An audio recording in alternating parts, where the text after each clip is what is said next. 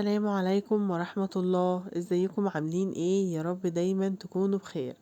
فيديو جديد، روتين اول يوم رمضان. هبدأ معاكم بالسحور وهننهيه ان شاء الله لغاية الفطار، وكمان هننضف المطبخ مع بعض في الاخر. فيديو ان شاء الله يشجعك جدا ويا رب تاخدي منه افكار.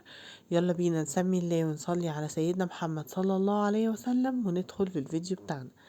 اول حاجة كده عملتها في السحور، كنا هنا بادئين قبل رمضان اللي هو ليلة السحور. اليوم ده كنا كده الساعة 8 المغرب. قلت لنفسي ايه، ما اقوم اعمل زبادي احسن ما نشتريها من بره. فقلت هعملها كده في البيت، بتبقى احسن بصراحة وبتبقى طعمها حلو، احسن كمان من بتاعة بره. تعالوا شوفوا الطريقة اللي انا دايما معتمداها وبعملها، وبتطلع بجد احلى زبادي تاكليها، بتطلع حلوة قوي واوفر وارخص من بره ونضيفة من ايدك، بتبقى حلوة. يبقى ليه نشتريها؟ نعملها في البيت وهي سهلة، ما فيهاش اي حاجة ولا مكنة زبادي بقى ولا اي حاجة خالص. اول حاجة بتجيبي لتر من اللبن وتغليه على النار، تغليه لغاية ما خلاص كده هيفور منك كده، وقومي جاية طافية عليه على طول قبل ما يفور. وهتسيبيه لغاية ما يبقى دافي خالص، يعني ايدك تستحمله، تستحمل ان انتي تحطي ايدك فيه. تمام. هتجيبي شوية منه بقى في الخلاط، هتحطي عليه معلقة سكر ومعلقة لبن بودرة. المكونين دول ممكن تستغني عنهم عادي جدا، بس بيدوها طعم حلو قوي. وتحطي كمان كوباية من الزبادي، هي دي بس اللي هتشتريها مرة واحدة، وبعدين هنستخدم الزبادي العادية اللي احنا عملناها. بس لازم في الأول تحطي كوباية من الزبادي، وهتضربي الحاجات دي كلها كده في الخلاط. وكمان لو اللبن عمل عندك قشطة بيضربيها كمان في الخلاط عشان ما تكلكعش معاكي في اللبن. اضربي كده الكمية كويس جدا في الخلاط، وبعدين حطيها على اللبن العادي وقلبيها كويس جدا. وهاتي بقى اي كوبايات عندك، اي حاجة عندك حطي فيها الزبادي دي. هو الكيلو بيطلع 8 كوبايات. انا استخدمت كوبايات الصودا اللي عندي دي، اللي هي من الطقم العسلي. بس انا عندي طقم العسلي ده اللي هو لونه اسود. حطيتها فيها ورصيتها في صينيه، وحطيت في الصينيه ميه سخنه، ولفتها بستريتش راب. وقمت جايه مدفيه الفرن حاجه بسيطه وسبتها في الفرن. كان الكلام ده الساعه 8 المغرب. انا هنا خرجتها وقت السحور، كنا الساعه 3. يعني هي قعدت كده حوالي 6 ساعات، وجمدت وبقت حلوة جدا. هي تجمد معاكي اكتر من كده كمان لو كنت حطيتها في التلاجة. لكن برضو هي كانت حلوة قوي وجامدة ومتماسكة، وما كانش فيها ولا نقطة مية، وكانت حلوة قوي بصراحة. يلا بقى نعمل السحور. عملت كده طبق فول عادي جدا، ضربته في الخلاط وحطيت عليه شوية ملح وكمون وشوية زيت، وقلبتهم. وهعمل كمان جبنة قريش بالطماطم والفلفل، وهعمل كمان بيض مسلوق. وكمان قلت كده ايه، حاجة خضرة كده على السحور، قطعت خيار وكان في فلفل كده اخضر حطيته، واحط جبنة ولانشون وخلاص على كده. وكمان ايه، شربنا كده كوباية لبن وخلاص على كده. الحمد لله على كل حال. مرضتش بقى ولا احمر بطاطس ولا حاجة. انا سألت جوزي احمر بطاطس او فلافل، بس هو قال لي لا، ايه نكتفي بحاجة خفيفة كده، وتكون ايه يعني اول يوم كده في الصيام، مش عايزين نتقل قوي. تمام كده. هنا بقى خلاص خلصنا السحور وايه، وصلينا الفجر والحمد لله، قلنا اذكار الصباح والمساء، ودخلنا نمنا وصحينا تاني يوم الصبح. انا عملت المطبخ كده وظبطته، كانش فيه مواعين كتير اصلا، هي بس ايه اللي هي كوبايتين الزبادي اللي اكلناهم، وكمان طبقين بس، وخلاص على كده. ما كانش فيه اي حاجة تانية كتيرة ولا حاجة يعني. جيت بقى قلت ايه اول حاجة اعملها في الفطار، وهي البلح. اعمل الاول ايه الحاجات اللي انا عايزاها، ايه يعني تروح كده من على دماغي، لان انا كمان ممكن انساها. فانا بدأت كده بالبلح. انا بحب اجيب اشرب كده يكون نضيف عندك، وتفضي كمية البلح اللي انت هتعمليها.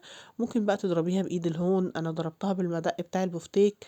دي الموضوع ده سهل قوي، بيطلع النقع كده بمنتهى السهولة. وخلاص. وبعدين بتمسكي البلح لازم تغسليه كويس جدا، لان بيبقى فيه اتربه كتير. وانا مش هنقعه دلوقتي الا ايه قرب المغرب كده بحاجه بسيطه، عشان احنا بنحبه يقرمش شويه. فاقوم جايه حاطاه في اللبن بتاعه على طول، ما بضيفش عليه اي حاجه ولا سكر ولا اي حاجه تانية. هو البلح واللبن وخلاص كده. تمام. نيجي بقى للغدا بتاعنا. الغدا ايه، للفطار. الفطار بتاعنا النهارده كان عندي كده فرخه، كنت منضفاها ومخليها زي الفل ونقعها بمحلول الملح بتاعها. قلت بقى اتبلها كده تتبيله عشان اشويها على طول. جبت بقى التتبيله، كانت عندي في الفريزر. هي عباره عن ايه، بتجيبي بصلايه وطماطمايه وفلفل اخضر وفصين توم ومرقايه وعلبه زبادي، وبتضربي كل المكونات دي في الخلاط، وتحطي بقى البهارات بتاعتك، ملح، فلفل اسمر، بهارات فراخ، زي ما تحبي. بتضربي كل كل الكمية دي في الخلاط، وبعدين بتطلعيها بتحطيها على الفراخ. طبعا يستحسن ان انتي تحطيها مثلا قبلها بيوم، هتدي معاكي نتيجة احلى من ان انتي تطبخيها على طول. انا سبتها كده بتاع نص ساعة كده ولا حاجة، شربت التتبيلة كده وبقت حلوة، وبعدين حطيتها على البوتاجاز. هحطها كده على البوتاجاز شوية. انا رشيت عليها فلفل اسمر لان انا ما كنتش حطيت في الخلطة فلفل اسمر، ما كانش عندي، فلما جالي قمت جايه حاطه عليها فلفل اسمر، وهسيبها على البوتاجاز نص ساعه كده، وبعدين هدخلها الفرن تكمل سواها في الفرن. نيجي بقى لنوع الخضار اللي هنعمله. انا هعمل النهارده بسله. جبت كده بصلايه صغننه، قلت هي صغيره مش محتاجه اجيب الكبه، قطعتها على ايدي وحمرتها وحطيت عليها هريسه شطه. هريسه الشطه دي كمان فيها توم. هريسه الشطه بتدي لاي نوع من الخضار طعم حلو جدا. يعني حطي حاجه بسيطه كده عشان لو عندك اطفال ولا حاجه يعرفوا ياكلوها، ما تبقاش مشطشطه يعني.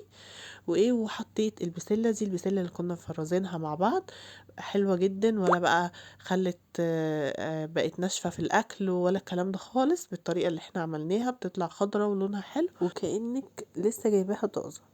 تمام. حطيت بقى عليها البهارات بتاعتها. انا بحب مع اي حاجه فيها صلصه بحب احط كزبره ناشفه، وحطيت معاها مرقيه كده عشان طعمها وتخليها حلوه، وشويه فلفل اسمر، وظبطت الملح بتاعها، وخلاص على كده. نيجي بقى للصنف التاني اللي هنعمله. هو هنعمل ايه؟ صينيه جلاش. نعمل جلاش باللحمه المفرومه. انا طلعت عصاج اللحمه المفرومه اللي كنا برضو عاملينه مع بعض في التفريزات. شوفوا بقى التفريزات سهلت عليا الوقت ازاي وما خلتنيش اقف كتير. يعني بتسهل بصراحه الوقت، وبتبقي سريعه كده في عمايلك، وبتحسي ان ما شاء الله الحاجه خلصت معاكي بسرعه. جبت بقى رقات الجلاش كده، دهنت الاول الصينيه بالسمنه، وبعدين عملت بقى ايه ما بين كل راق وراق سمنه، وحطيت التعصيجة في النص. هي كانت مجمدة معايا، ما كانتش راضية تفك، فسبتها كده على نار خفيفة قوي، فكت معايا بسرعة الحمد لله يعني. تمام. حطيتها بقى في النص، وقفلت بقى عليها، قفلت الجلاش كويس جدا، وقطعته بالسكينة قبل ما ادخله الفرن، وحطيت عليه اللي هو السائل بتاعه، حطيت لبن عليه، بضاية عليه، شوية فلفل اسمر، وسقيت بيه الجلاش. انا مبحبش بصراحة احط ملح، بكتفي بالجلاش بيبقى فيه ملح، فما حطيتش عليه ملح. تمام كده. هدخله بقى الفرن. ونيجي بقى ايه للعصاير بتاعتنا. كان عندي هنا ده كان كركديه على تمر هندي. كان ما كانش راضي يفك، يعني مطلعاه من بدري، مطلعاه من قبليها بيوم كمان، بس مش عارفه ليه كان جامد كده. فالمهم يعني ايه، ما كانش عليه سكر، فقمت جايه ضرباه في الخلاط ضربه كده بالسكر عشان يدوب بسرعه. وطلعت كمان عصير البرتقال اللي كنا عاملينه مع بعض، عصرينه يدوي، قلت برضو طلعه ونشربه. وعملت حطيت بقى على البلح اللبن بتاعه، ما بحطش عليه سكر ولا اي حاجه. وخلاص بقى، وحضرت كوبايات. هنا بقى كنا وقت المغرب، فابتديت بقى ان انا ايه احضر بقى الحاجه. وديت اول حاجه العصاير والبلح عشان بقى نصبه في كوبايات وكده. وهاجي هنا اقطع الجلاش. انا بحب اقطع الجلاش قوي بالمقص. المقص بيخليه مش منعكش كده معايا، بالعكس، بتقطعيه بيبقى اسهل بكتير ما تقطعيه بالسكينه.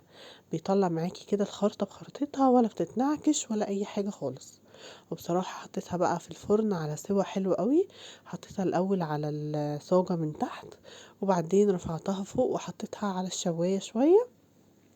وخدي بالك بقى منها، لان هو بياخد لون بسرعه، فتحاولي ايه تاخدي بالك منها كويس جدا. كانت الفراخ هنا برضو دخلتها الفرن، اخدت بقى اللون الحلو ده. هي مش محروقه على فكره، هي بس لونها غامق كده شويه، والكاميرا بتغمق عندي اللون، بس كان طعمها حلو جدا. وطبعا عملت رز بالشعريه، وحطيت بقى الاكل اهو على الترابيزه، واستعدينا بقى لاول يوم فطار كده. كان الاكل كده خفيف وسهل، ومفهوش حاجات كتير. احنا كلنا على بعضنا اتنين، يعني احنا مش اشخاص كتير ولا حاجة، هو انا وجوزي بس. وطبعا اولادي الاتنين ما يعتبروش نفر حتى يعني. فكان الاكل كده يعني بسيط كده وكويس، لان انا كمان ما كنتش عايزة ابيت حاجة منه، عشان احنا تاني يوم بنروح عند امي. فخلاص كده صبيت بقى العصير، وصبيت كمان البلح، وبس كده. وده كان فطارنا للنهاردة. الحمد لله. اللهم اطعم كل جائع على وجه الارض، اللهم امين. طبعا نسيت اعمل حاجات كتير، كان نفسي اعمل سلطة، لان السلطة عندنا شيء اساسي لازم نحطها جنب الفطار كل يوم في رمضان. بس انا نسيتها خالص، معرفش ازاي. نسيت كمان احط المخلل، آه الزيتون بقى اللي امي كانت عاملهولنا، نسيته خالص، بس افتكرته في نص الاكل كده، قمت جبته وحطيته. بس كده. وده كان بقى فطارنا النهارده. قمنا بقى بعد كده ارتحنا شويه وصلينا المغرب وصلينا كمان العشاء، وجينا بقى عشان نشوف الحلاوه دي كلها. كمية المواعين دي جت منين انا مش عارفة، بس عشان اول يوم بيبقى فيه ضغط عليكي وانتي لسه مش متعودة ان انتي يعني على ميعاد معين للاكل. فكان بقى انا عمالة اعمل جري في جري والاكل بسرعة. انا متعودة دايما ان انا اي حاجة ببهدلها وانا واقفة كده بقوم جاية غسلاها، لكن النهاردة بصراحة كنت بعمل كده كله بسرعة، وكان في حاجات كتير ناسياها مش فاكراها. فعملت مواعين كتير، عملت مواعين كتير قوي. بس بعد كده ان شاء الله يعني احاول بقى اظبط ان انا اخش المطبخ بدري شوية، ابقى فيه كده قبل العصر. وكمان الحمد لله ان النور ما قطعش النهاردة، حد قطع عنده النور. النور ما قطعش النهارده الحمد لله. انا سامعه انه مش هيقطع في رمضان، بس الله اعلم المعلومه دي بقى صح ولا غلط، الله اعلم.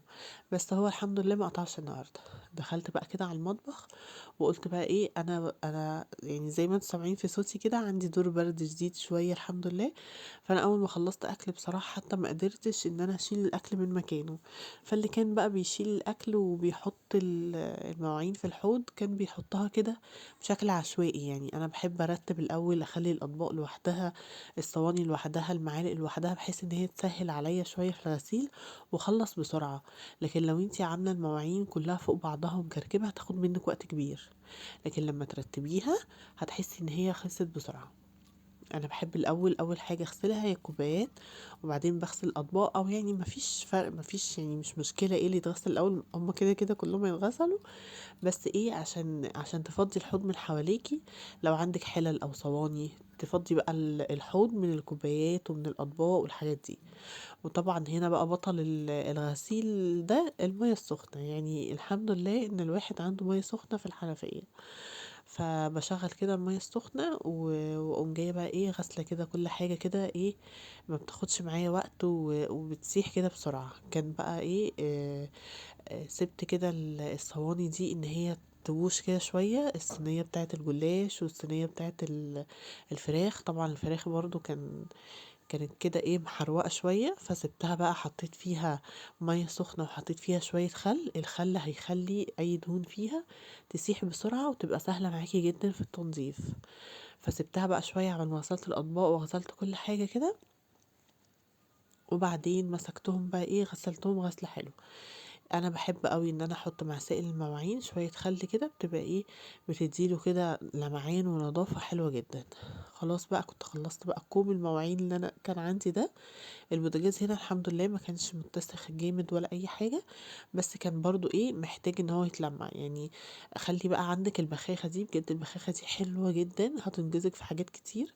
مش هتخلي تراكم عندك في البوتاجاز كتير. انا بجيب بخاخه، اي بخاخه، دي بخاخه كانت معطر والمعطر كان خلص، فبحط فيها شوية مية على شوية خل، بس تخلي الخل أكتر من المية شوية، وحبة بسيطة من سائل المواعين.